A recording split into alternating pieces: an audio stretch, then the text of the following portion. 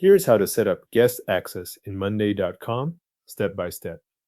Start by opening your monday.com workspace or the specific board where you want to bring in a guest. Once you are inside the right area, look to the top right corner of the screen for the invite button. Click that to open the invitation menu. This is where monday.com lets you add someone to your workspace or give them access to a specific board, depending on the role you choose next. When the invite window appears, move to the field where you can enter the guest's email address. Type in the email address for the person you want to invite.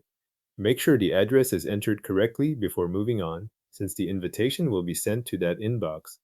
If there is a typo here, the guest may not receive the email or may not be able to join from the correct account.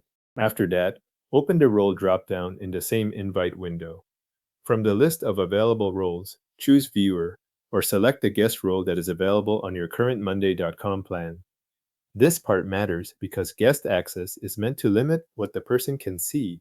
The guest will only be able to access the boards they are invited to rather than your full workspace. If your plan labels the role differently, use the option that matches guest access for shared boards.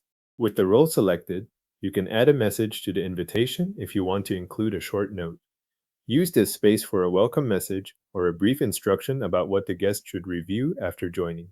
This message is optional, so if you do not need to add context, you can leave it blank and continue.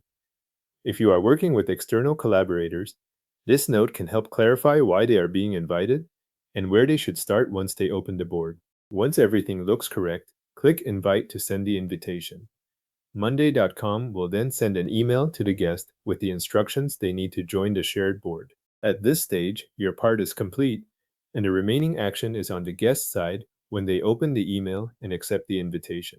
If needed, you can later return to the board settings or invite area to review who has access, but for setting up the guest invitation itself, the process ends here. The guest invitation has now been sent, and the selected person can join the shared monday.com board with guest access.